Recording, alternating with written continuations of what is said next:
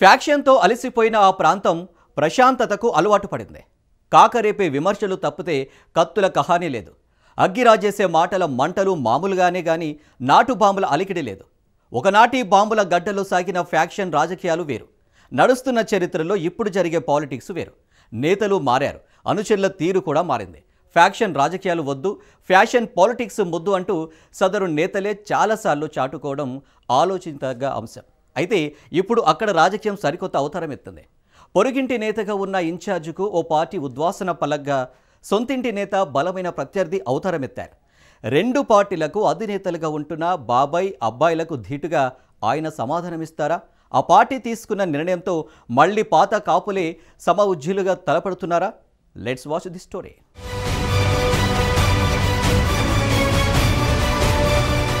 జమ్మల మడుగు ఎవరినైనా అడుగు, అది ఫ్యాక్షన్ కి అలవాటైన బాంబుల గడ్డ అని ఇట్టే చెప్పేస్తారు. ఉమ్మడి కడప జిల్లా రాజకీయాల్లో ఎప్పుడూ తనదంటూ ప్రత్యేకమైన స్థానాన్ని కోల్పోకుండా కాపాడుకుంటూ వస్తున్న ఈ ప్రాంతపు రాజకీయాలే వేరు. భిన్నానికి భిన్నంగా ఇక్కడ పాలిటిక్స్ నడుస్తూ ఉంటాయి. ఇక్కడ నేతల మాటలు ప్రత్యర్థులకు బల్లెంలా గుచ్చుకుంటాయి. ప్రస్తుత అధికార కూటమి నుంచి బీజేపీ ఎమ్మెల్యేగా దేవగుడి ఆదినారాయణరెడ్డి చక్రం తిప్పుతున్నారు. ఆయనకు అండగా టీడీపీ ఇన్ఛార్జిగా అన్న కుమారుడు భూపేష్ రెడ్డి బాధ్యతలు నిర్వహిస్తున్నారు. ఇద్దరే అన్న చందంగా నియోజకవర్గంలో రాజకీయాలు ఏకతాటపై నడిపిస్తున్నారు ఈ ఇద్దరైన బాబాయ్ అబ్బాయిలు.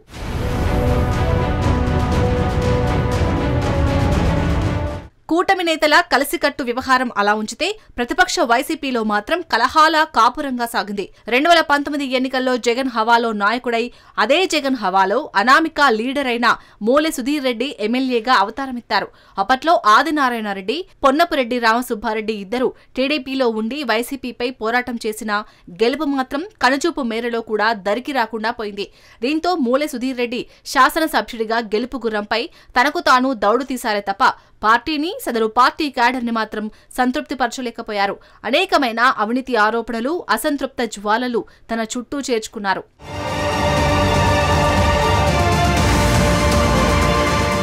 అప్పటికే ఇదే సందర్భంలో ఏళ్ల తరబడి టీడీపీలో ప్రస్థానం సాగించిన మాజీ మంత్రి పొన్నపురెడ్డి రామసుబ్బారెడ్డి వైసీపీలో చేరిపోయారు. ఎమ్మెల్సీ పదవి ఇచ్చిన అధినేత జగన్ తగిన రీతిలో ఆయనకు పార్టీలో పెద్దపీట వేశారు. 2024 ఎన్నికల్లో డాక్టర్ మూలె సుధీర్ రెడ్డి కూటమి ప్రభంజనంతో కొట్టుకుపోయారు. బీజేపీ అభ్యర్థి దేవగుడి ఆదినారాయణరెడ్డి బంపర్ మెజార్టీతో గెలుపొందారు. అధికార కూటమి నేతల బలమైన రాజకీయానికి మూలె సుధీర్ రెడ్డి తట్టుకునే పరిస్థితి లేదు. కాబట్టి జమ్మల మడుగులో సగం బాధ్యతలను జగన్ రామసుబ్బారెడ్డికి అప్పగించారు.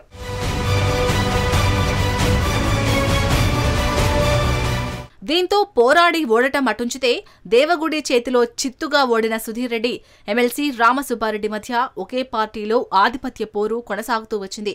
అది కాస్త ఇంతింతై అన్నట్టుగా మారి పార్టీ క్యాడర్ ని కన్ఫ్యూజన్ కి గురిచేసింది.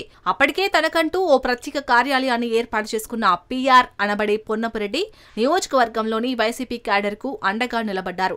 అన్నీ తానై చూసుకుంటూ వస్తున్న క్రమంలో మరో నేత మాజీ ఎమ్మెల్యే సుధీర్ రెడ్డి చుట్టపు చూపుగా మాత్రమే జమ్మల మడుగుకు రావడాన్ని అధినేత గ్రహించారు. జిల్లాలో పులివెందుల తర్వాత అంతటి పట్టున్న స్థానం జమ్మల మడుగు. అలాంటి ప్రాంతంలో ఈ విధమైన కన్ఫ్యూజన్ కు చెక్ పెట్టదలిచారు. ఇద్దరు నేతలను వేర్వేరుగా పిలిపించి మాట్లాడారు. రామసుబ్బారెడ్డికి నియోజకవర్గ పూర్తి బాధ్యతలను అప్పగించారు. ఇక సుధీర్ రెడ్డికి పార్టీలో కేంద్ర కార్యనిర్వాహక మండలి సభ్యుడిగా నియమించి పక్కన పెట్టేశారు.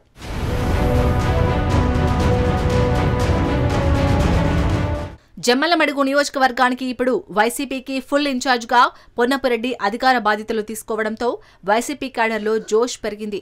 ఇప్పటికే నియోజకవర్గ వ్యాప్తంగా పార్టీ కార్యక్రమాల్లో బిజీగా ఉంటున్న పీఆర్ ఇప్పుడు మరింతగా రెట్టించిన ఉత్సాహంతో పార్టీని పటిష్టం చేసే పనిలో ప్రణాళికలు రూపొందించుకుంటున్నారట. రామసుబ్బారెడ్డి టీడీపీని వీడి వైకాపాలోకి వచ్చిన సమయంలో కొంతమంది దేవగుడి వైపు అలానే ఉండిపోయారట. అక్కడ అసంతృప్త ముద్రపడిన కొంతమందిని తిరిగి తన వైపు రప్పించుకునేందుకు పీఆర్ ప్రయత్నాలు సాగిస్తున్నారట.